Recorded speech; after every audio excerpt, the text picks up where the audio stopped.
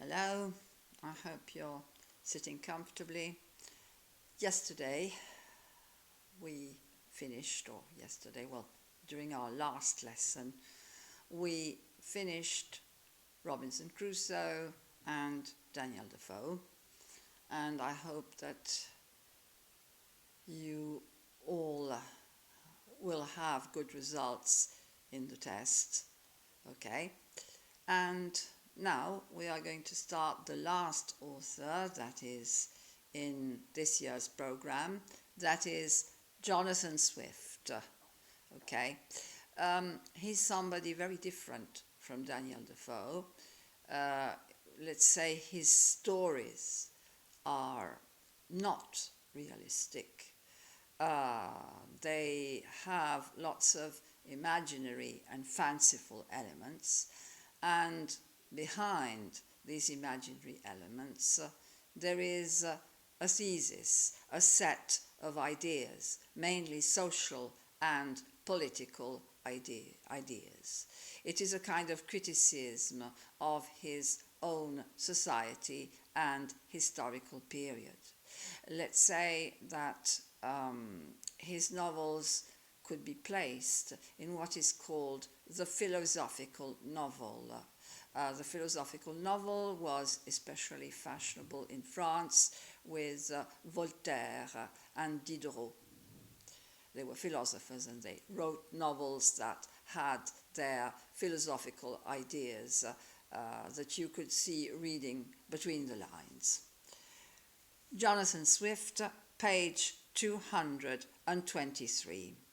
Jonathan Swift was born in 1667 in Dublin, where he was educated, although his parents were English, so he wasn't Irish, although he was born in Dublin.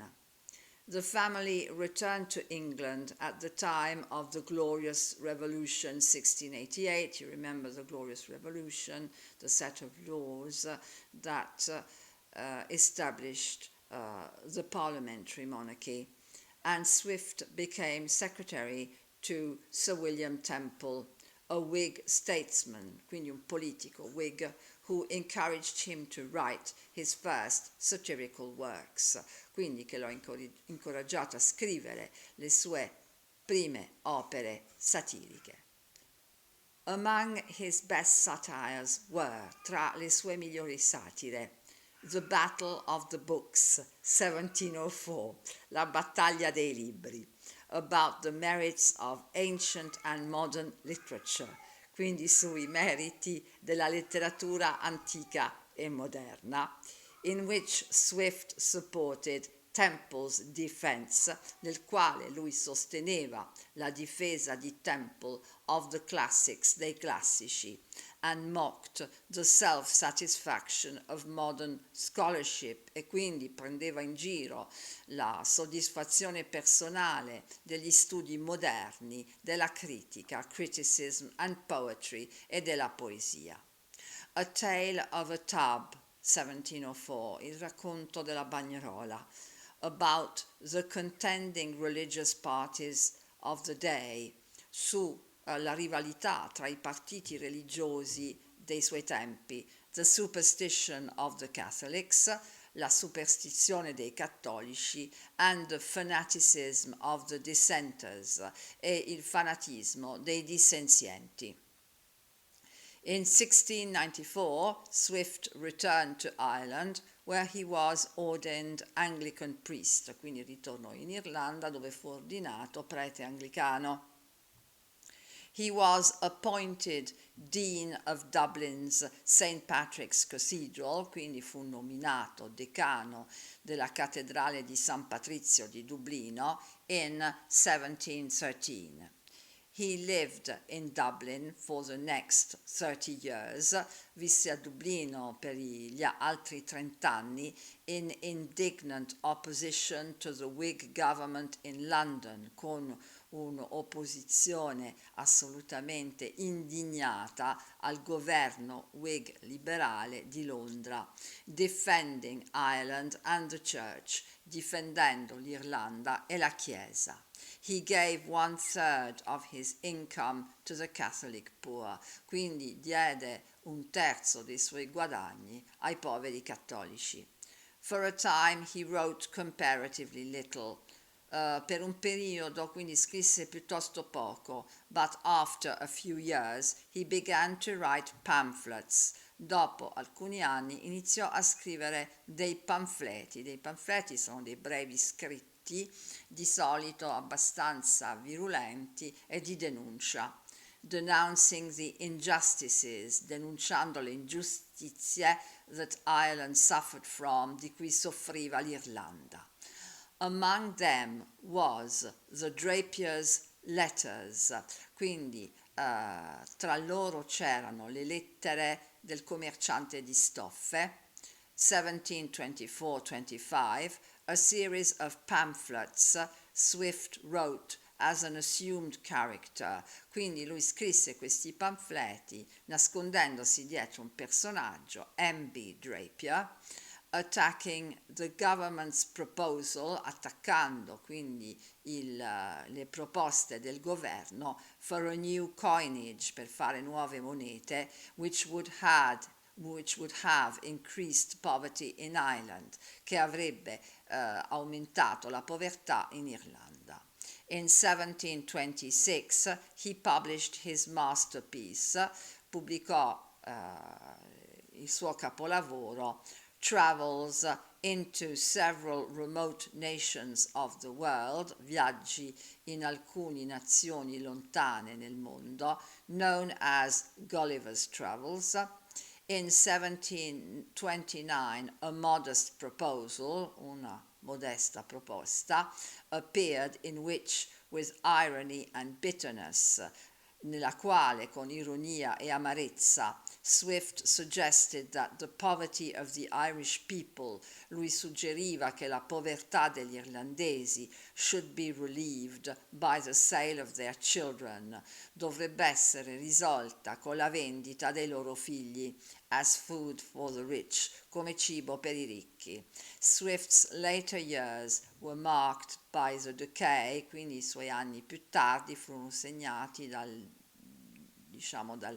decadimento of his mental faculties, delle sue facoltà mentali. He died in 1745.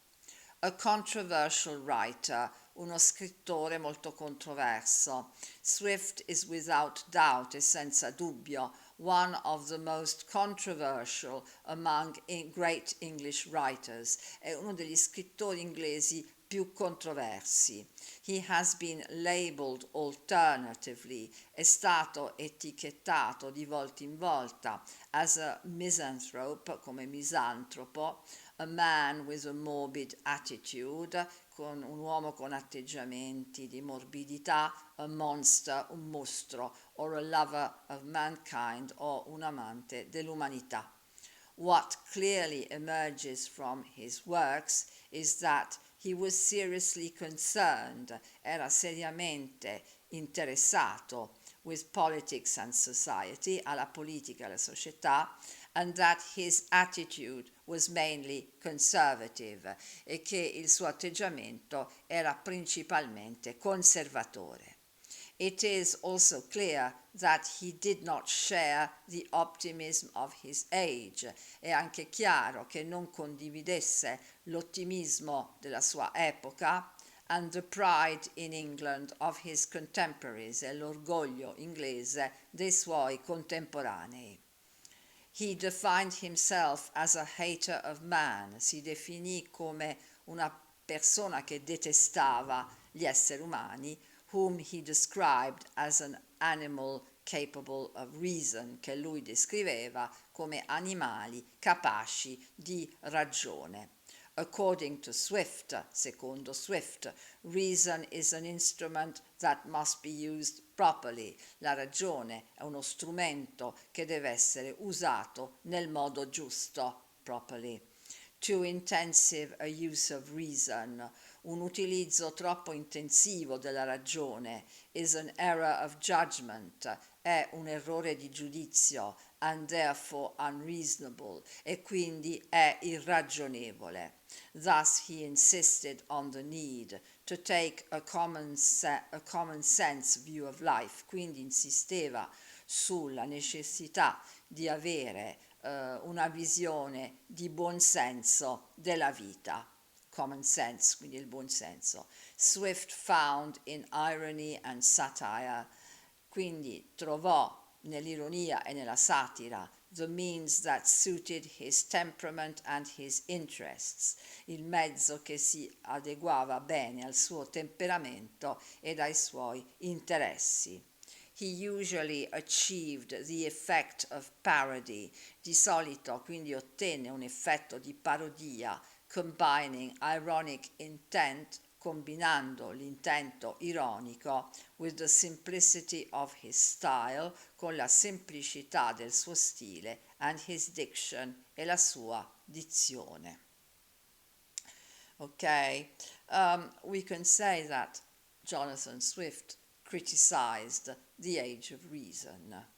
This is how we can really summarize his thought. Okay, that's all for now. Goodbye.